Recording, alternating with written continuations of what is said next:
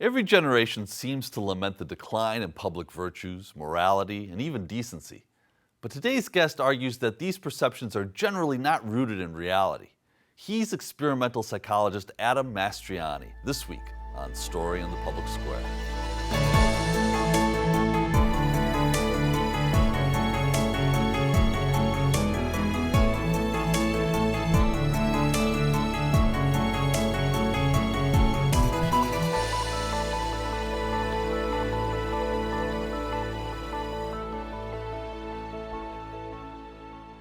Hello and welcome to Story in the Public Square, where storytelling meets public affairs. I'm Jim Ludis from the Pell Center at Salve Regina University.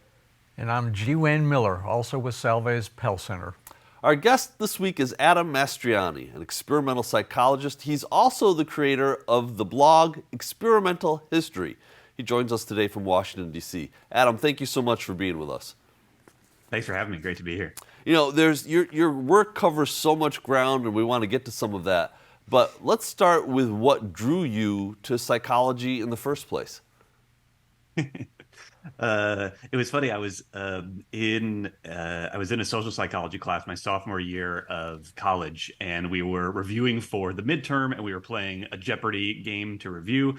And I answered one of the bottom row questions right, which are supposed to be the hardest. And the guy teaching the class looked at me and said, "Hey, you're pretty good at this." And I went, "Me? Good?" And I was like, well, I do actually work pretty hard at psychology. That must mean that I like it. And then I thought, oh, that's self-perception theory, inferring our preferences from our behaviors. And then I thought, maybe I should be a psychologist. And then that summer I worked as a research assistant with Dan Gilbert, professor at Harvard, who went on to be my PhD advisor. And I haven't fallen out of love yet.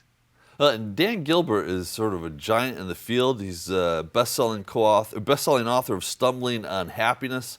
He's the host and co-writer on Nova's This Emotional Life. What was it like working with him? And what did you do exactly for him? I sat in a room with him for 5 years and talked. So some of the 5 best years of my life. Which really is what I value in doing a PhD, is that there is something mysterious about developing your intuition as a scientist that I don't think you can write it in a book. I don't think you can clearly explain the steps that it takes to get better at thinking about ideas. I think you have to apprentice to someone who's good at it. And in my opinion, Dan's the best.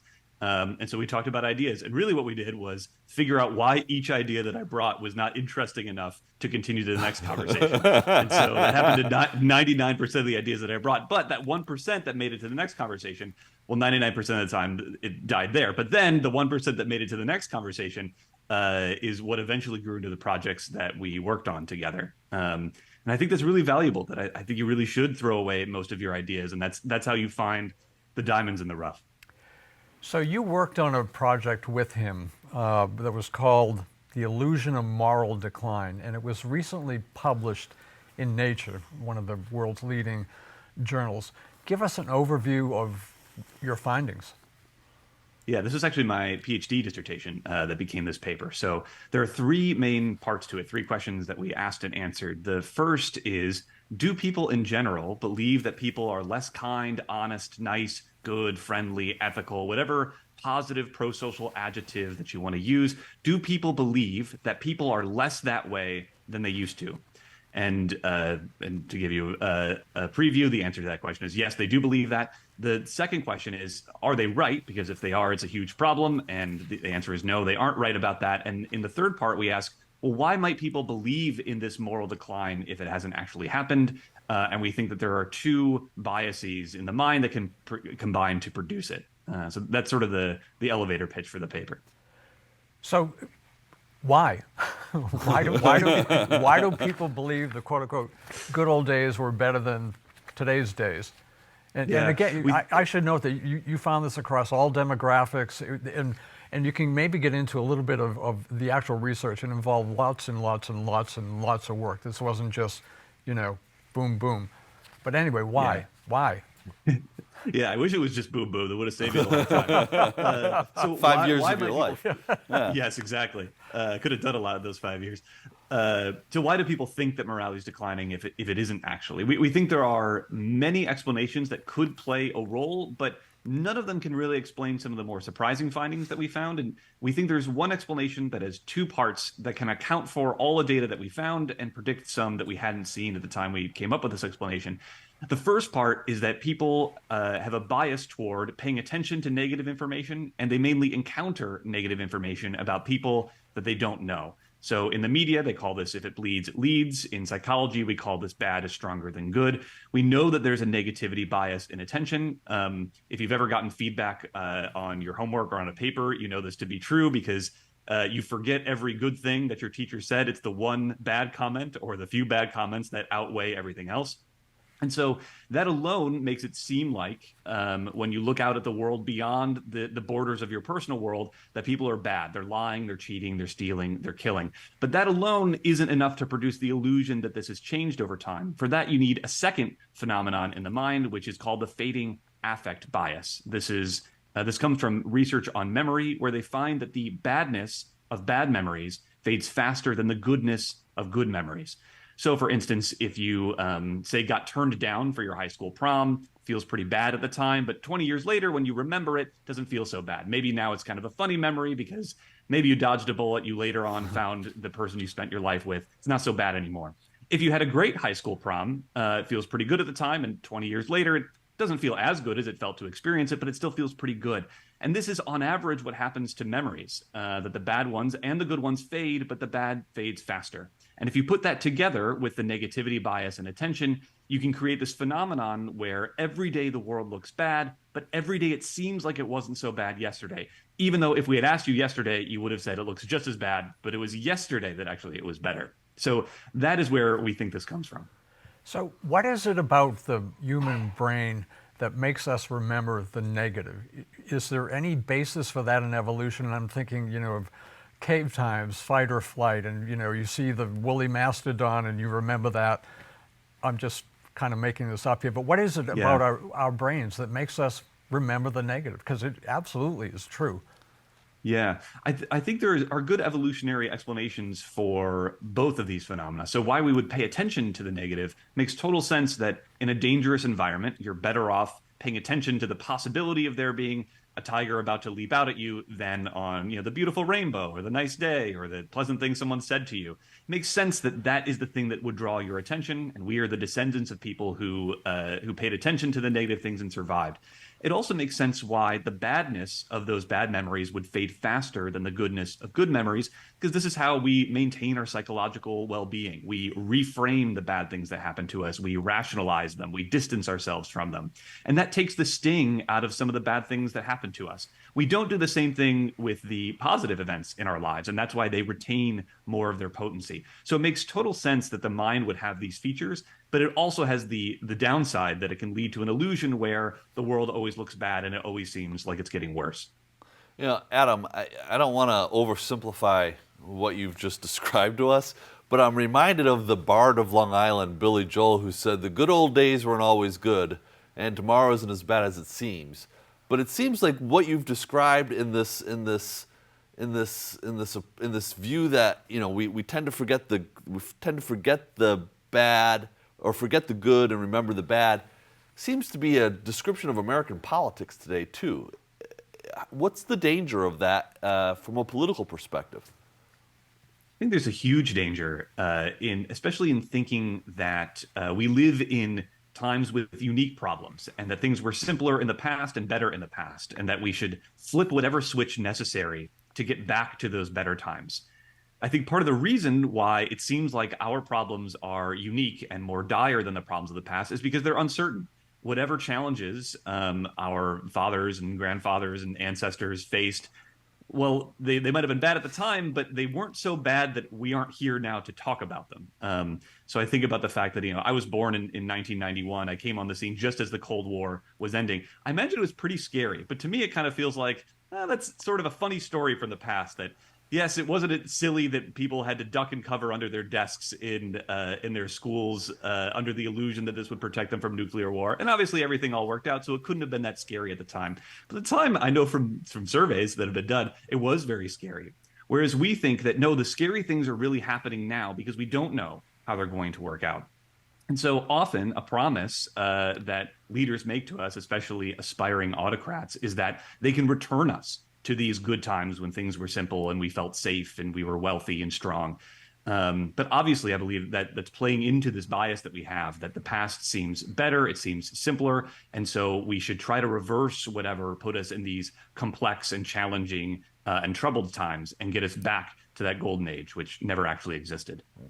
So, Adam, last year you co-authored a paper with Jason Dana that was published in the Proceedings of the National Academy of Sciences, Widespread Misperceptions of Long-Term Attitude Change. Can you give us a summary of that paper? Yeah. So here we took over 50 controversial issues. So things like gun control, abortion, belief in climate change, racial attitudes, gender attitudes. And what we wanted to know is, do people know how these attitudes and beliefs have changed over time? And so we found polling data on all of these, and we showed the questions to our participants, and we asked them to estimate how Americans had responded at the earliest time point for which we had data and at the latest time point for which we had data. What we found is that people aren't very good at this. They're pretty inaccurate, which isn't that surprising. It's a hard task. But not only are they inaccurate, they are biased, which means if you average all their answers together, you don't get the right answer, which is what usually happens with the wisdom of crowds. You still get an answer that's pretty far from the mark. And the bias that people tended to have was thinking that attitudes had changed a lot more than they actually had. And we found this is driven by most likely a stereotype that the past was far more conservative than it actually was. We found that people underestimated how liberal attitudes were in the past by a lot, and they only slightly underestimated today, leading to this misperception that things have changed a lot more than they already had. Although in some cases, people actually got the direction of change entirely wrong. For instance, people think that we are more against immigration today in the United States than we were in the past. In fact, we are much more in support of immigration today than we were in the past. The opposite goes for gun control. People think that support for gun control has grown when, in fact, support for gun control has receded since the 80s and 90s. And these misperceptions, I think, have a big impact on the choices that we make, the policies that we support, and the way that we think the world works. So, for instance, if you think that climate change is a big issue, as I do, and you think that a big barrier between us doing something about climate change is getting people to believe in it, well, then you may be surprised to know that actually belief in climate change hasn't changed all that much in the past few decades, despite all these efforts of raising awareness. It stays in the 60% every year. And so if you knew that, you would probably take a different approach to get people to take climate change more seriously or make it their top priority, rather than think that the main barrier to us taking action on climate change is getting people to believe in it in the first place. And you can multiply that by 50, right? Because this happens over and over again on all these different controversial issues that people don't understand how these attitudes have actually evolved over time. You know, Adam, is there I'm assuming that the reason why goes back to the bias that you were speaking about earlier, about just we have an imprecise actual recollection of the way people thought and acted and behaved in history. Is that what it boils down to? Yeah, and I think it's not just inaccurate, it's biased. So if we just didn't really know what the past was like, everybody would be guessing somewhat randomly, but on average, their answers might be right, because some would be off in one direction and some would be off in a different direction. There's something that biases our vision of the past, that makes us have conviction about this vision that isn't quite on the mark.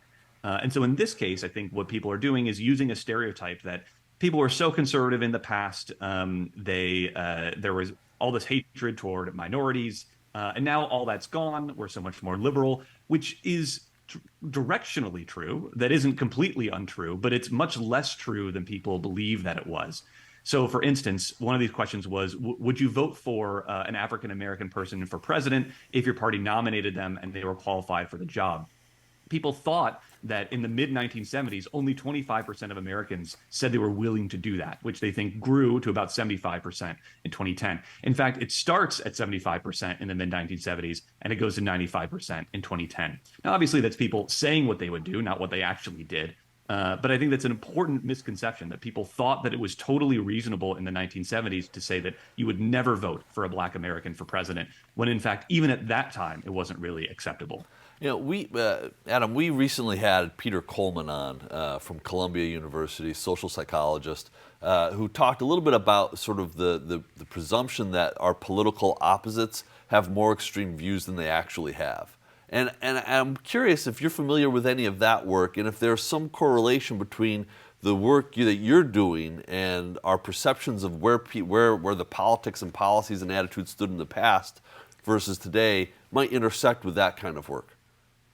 Yeah, it's funny. It sort of intersects, but it's perpendicular, because I often find effects that go against what people in the political misperceptions literature find. So in this instance, it actually doesn't make a big difference whether you are liberal or conservative in terms of the estimates that you make over time. So liberal people overestimate the liberal shift in attitudes. Conservatives do too, by a little bit less, but it doesn't make a huge difference. In fact, I also do some research on political misperceptions on this thing called the ideological Turing test, which in the original Turing test, you try to tell the difference between a human and a computer. In the ideological Turing test, you try to tell the difference between your ideological ally and your opponent. And so I've run these studies where these aren't published yet, so I'm still working on this paper, but where Democrats and Republicans are randomly assigned to write statements either claiming to be a Democrat or Republican. So obviously half of people are telling the truth and half are lying. And I tell them, I will pay you extra money if the people who read your statement believe that you're telling the truth. So everyone wants to be convincing. Then I take all these statements. So some people, some of these are Republicans pretending to be Democrats. Some are Republicans saying they're Republican, telling the truth. Same thing with Democrats pretending to be Democrat, or Democrats representing themselves accurately. I show these statements to a new set of participants and tell them, I just want you to guess if this person is telling the truth or if they're faking, and I will pay you extra money if you do this right.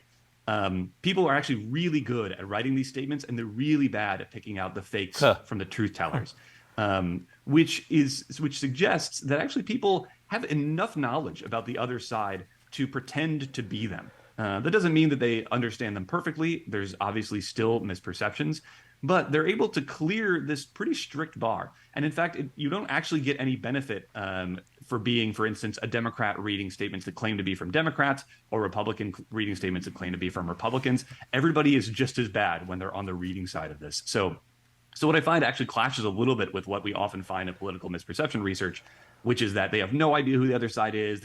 They totally exaggerate. I think there's also truth to that, but I think it misses this central point, which people are actually pretty familiar with the other side, and there are real and substantive disagreements that are hard to overcome just by getting rid of the misperceptions. That's interesting. So, Adam, your work came to my attention for the first time reading the Harvard Gazette, and mentioned in there, of course, was the blog you keep, Experimental History. And so I started reading it, and I could still be reading it if I had all that time. It's unique, it's funny, it's informative. Give us an overview of the blog. Yeah, the blog is where I ended up when I felt like I couldn't express myself in academic literature. That when you write a paper for a journal, you sort of have to do an impersonation of the scientist and claim that you know how everything works and claim that it's all very important. And I wasn't speaking in my voice. And so some of my friends online who also write a blog under the funny name Slime Mold, Time Mold, they kept pressuring me. They're like, you should write a blog. And when I started doing it, I felt like that scene, if you've ever seen the first Indiana Jones movie, where he's got a staff with a ruby in it, and he sticks it in this underground map, and the light shines through the ruby and illuminates that point on the map. I felt like I was in alignment with the universe in a way that I had never felt before. So what I write about there, so I publish original research. I published a paper on there, 8 studies on a bias in human imagination. I did that last November. I developed theories there. I write a lot about meta-science and the problems in academia today. And I encourage more people to get into the process of doing science. So one of my most recent posts was inviting people to do what I think we pejoratively call citizen science, and I call just science, because I think we've lost a lot of the diversity of approaches in science that we used to have, and I want to get people back into it. So now I run a community where people are doing this all over the world, doing science in their backyards, building labs, which I think is really exciting, because I think we've been missing this for a long time. And I think there are a lot of ideas that haven't been explored because they don't fit well into the model of putting things in a journal. Well, So that's the idea behind the blog. It's a very democratic approach in a lot of respects. Adam, in our first question, you said something about working on your dissertation, going through graduate school, and learning to throw away, I think you said, most of your ideas. And so now with the added publication pressure of producing a new blog every 2 weeks, I'm curious how that stands up. It just means I gotta throw away a lot more trash bags. I mean, right now, I have like 270 notes of like blog posts that I've begun, so I think the problem, I mean, and most of those, will end up dying on the vine. But really the limiting factor is time. There are plenty of ideas. So one of the posts that I loved involved you contracting coronavirus, and it was titled "Help, There's a Dead CEO in My Head." And again, it was a combination of observation, information, and humor. And I'm going to read just a bit from that. Quote, "There's no excitement left in catching the Rona this late in the game, and no one gives you much sympathy. It's like breaking your leg on a pogo stick or getting your eye knocked out by a yo-yo. Oh, people are still doing that? Hilarious." Talk about bringing humor into your blog, because I just loved it. So what I'm not doing science, I do stand up and improv comedy. I've done that since college, and I find that these actually draw from the same well. I feel like I'm using the same instincts, because when you are creating a scene on stage, what you're trying to do is let out your true self. I mean, kind of the Bible of improv comedy is called truth in comedy. And I feel the same way when I'm writing, that in fact, when I feel like I hit a wall and I can't get the words out, often it's because I'm trying to be too serious. And it's only when I allow myself to be funnier that I realize what it was that I really wanted to say. It also comes from this feeling that I have doing, it's sort of my version of showbiz, that people have a lot that they could do with their time. They could be eating Pringles and watching Netflix. Why should they be doing this? Like, why should they be watching this improv show? Why should they be reading this blog? And this is also why I throw away so many ideas, because anything that I feel like doesn't cross that threshold for me, it goes in the trash. That's why this takes a long time to write. So when I saw you do stand-up, I was, pretty much blown away. I want to tell the audience the question I'm about to ask was not rehearsed. We have not told you about this, so this is going to be a lightning round. Right now, make up a joke about appearing on Story in the Public Square. Okay. So the background of this is I used to do this parlor trick of coming up with a pun in 10 seconds. So they were going to let me on Story in the Public Square, but they told me I wasn't in shape. Square shit, yeah. That's what you get for 10 seconds. That's the downside. It is technically a joke. Yeah, it's a good joke too. That's a good joke. I like it. It's good. Adam, did your study of psychology give you any insights about humor? I imagine that there's sort of a parallel in terms of your existence in sort of performing on stage, but also studying in the laboratory. But did you learn anything in the study of psychology that was really applicable to comedy?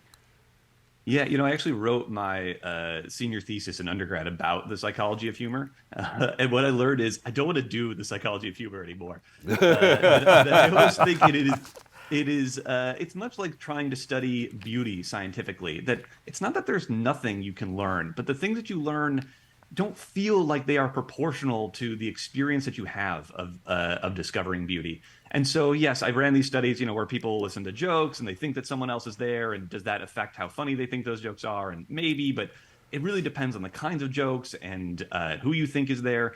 And so I found what I really want to do is discover the beauty that you can only find through science, and discover the beauty you can only find through comedy, and to do them separately. There's a famous quote about studying humor that people will often put in papers about humor, which is that it's like dissecting a frog. It's pretty gross, and the frog dies in the process. So for the same reason, I'm actually not optimistic about our ability to use our scientific understanding to really come to understand and appreciate humor more. I'd rather just make people laugh and laugh myself.